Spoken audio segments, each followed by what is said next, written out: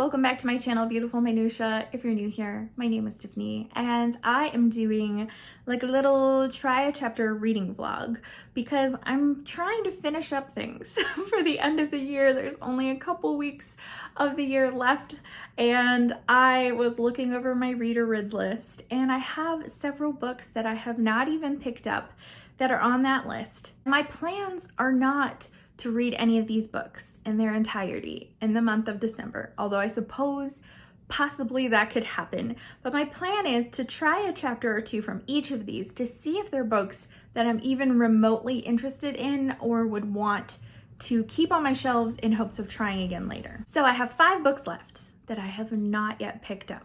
And the first one of those is I'd Rather Be Reading by Anne Bogle. And this is a book all about just loving reading. Actually, the subtitle says The Delights and Dilemmas of the Reading Life. I've had this book for years and I've never picked it up, so I put it on my list this year and still haven't picked it up. So I'm gonna try a little bit of this. I'm also going to try Tears of the Giraffe by Alexander McCall Smith. This is book 2 in the No. 1 Ladies Detective Agency, which I read last summer and enjoyed-ish. Like, it wasn't really what I was expecting. It was still good, but I think I gave it 3 stars because it didn't wow me or anything. So I'm kind of wondering, I have like 8 books from this series on my shelf, and I would free up a lot of shelf space if I decided that I didn't want to keep them. So this was on my list. This actually was on one of my months for a Buzzwordathon prompt, and I just didn't get to it. I also have The Frog Princess by E.D. Baker. I have read another fairy tale book by E.D. Baker, and this actually is the book that The Princess and the Frog, the Disney movie, was based on. So yeah, so I think I'll probably enjoy this, maybe. I don't know. There were issues I had with the other E.D. Baker book that I read, so I'm not really sure. The last 2 books are ones that I don't even know if I want to read, but I'm going to read the first chapter and just see. So the first one is, this is The Call of the Wild and White Fang. I have read The Call of the Wild, and my hot take is I hated it very much. I don't understand why people love it, to be honest. And I feel like that is not a popular opinion. So sorry, but White Fang is in here as well, and I've never read White Fang, so I thought maybe I would try White Fang, and if I like it, I'll keep this book, and if I don't, then I won't. But I don't even really want to read it, to be honest, because I hated The Call of the Wild that much. And the last book is another nonfiction, and that's The Zookeeper's Wife by Diane Ackerman. So this is a nonfiction about World War II, and I guess it was these people that they owned a zoo and they ended up hiding Jews there during World War II, and that's pretty much all that I know about it. I've heard from a lot of people that this book is kind of dry and not great. So I'm going into it with super, super low expectations. But yeah, so these are my books that I planned to try a chapter of right here. Here they are. So I'm going to try a chapter or 2 of each and let you know what I think, and whether or not I'm going to save them to try them later, or if they're just going to go in the ditch pile.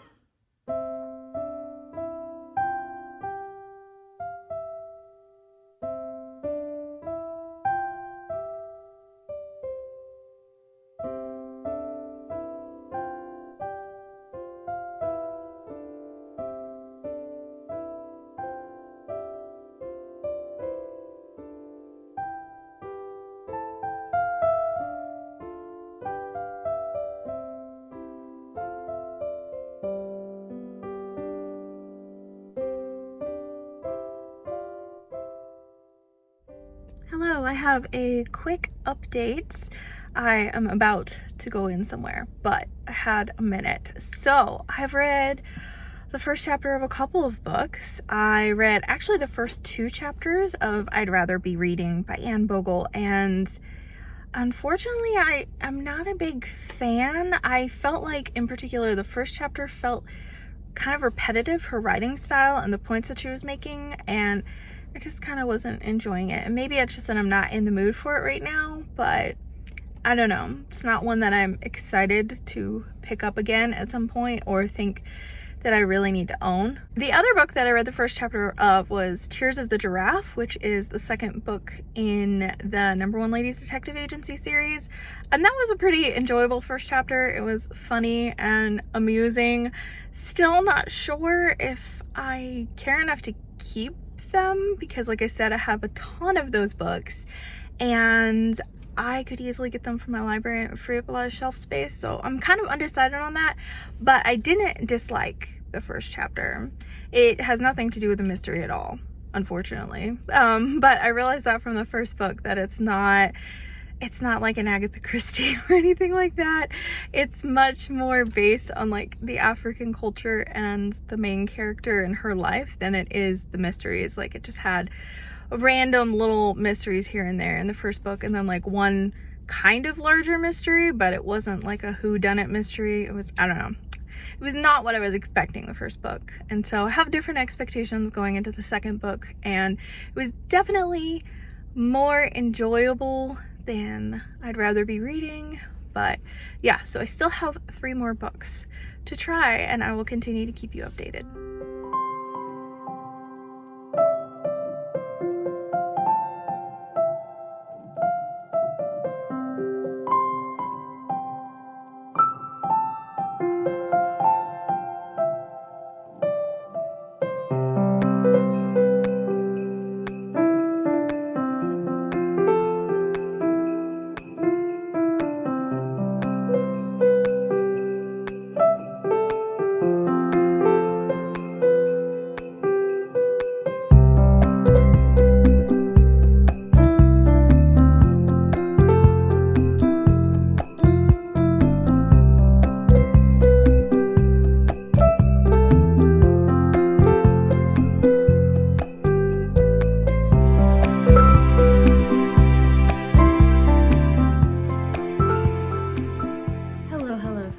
It's been a while since I started this vlog. It's been a number of days and it's been busy and I have not gotten that much reading done, but I have finished the first chapters of the final 3 books. So I'm going to go ahead and share my thoughts with you.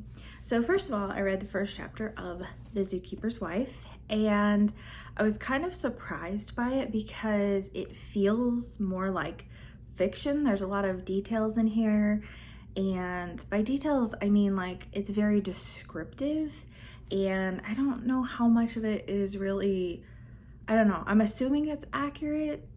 The author's note says that it is.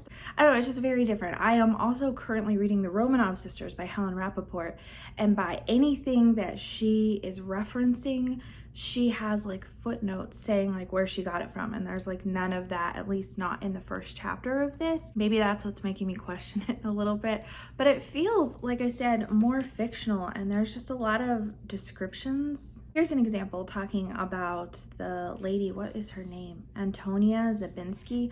Her husband, Jan, it talks about how he looks.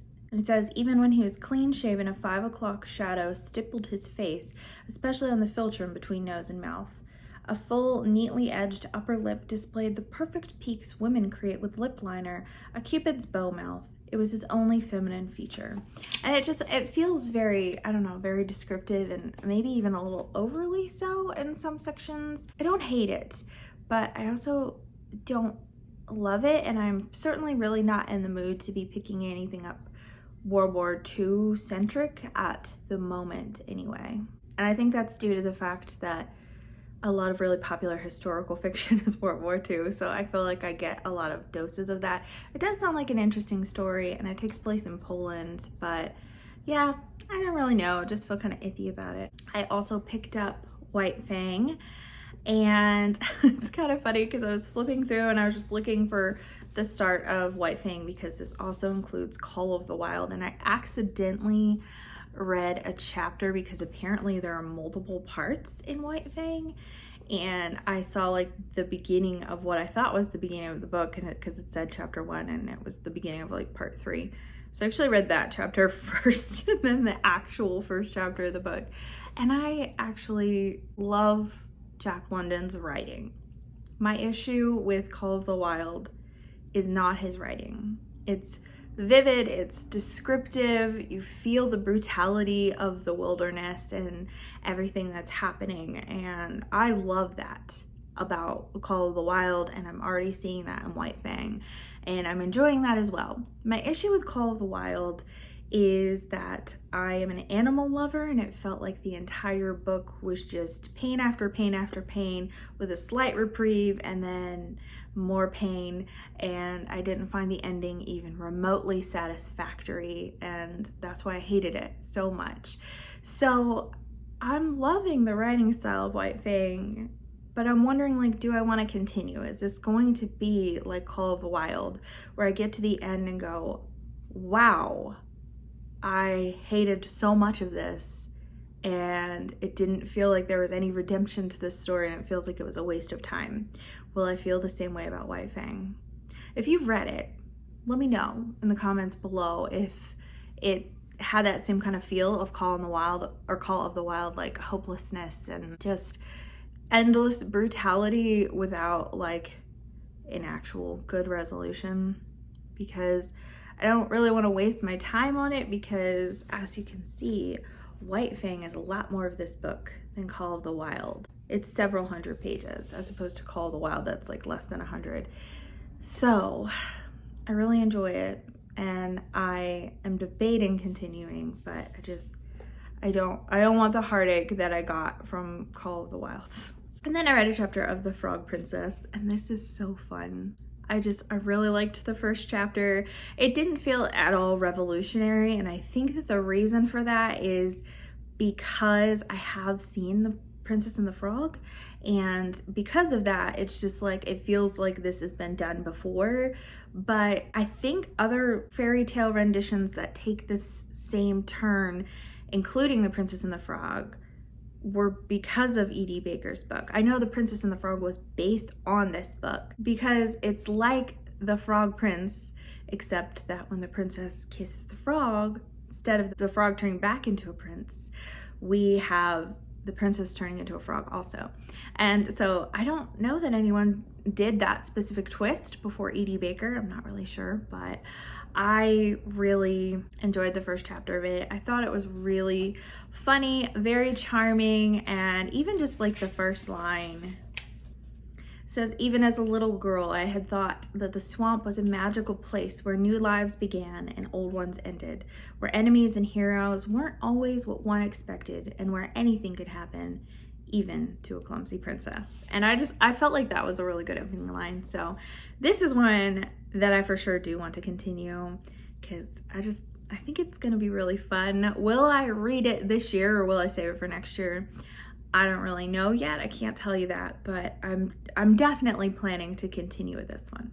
Well, I feel accomplished now, because now I have officially, with all the books on my Read or Rid project, at least decided whether or not I'm going to hang on to them. There's none of them that I haven't opened. Actually, that's a lie. There's one that I haven't opened, and I know it's because I just don't want it. There will be a wrap up coming fairly soon when I am doing the 12 Days of Christmas. I will be talking about the final wrap up for my Read or Rid project, and which ones I liked, which ones I didn't like, which ones I'm unhauling, and which ones I'm keeping. I guess you get a little bit of a sneak peek into that with this vlog, because you're hearing my thoughts in the beginnings of 5 of the remaining books, so that's 5 out of 24 books. Although I am a little decided on a couple of these.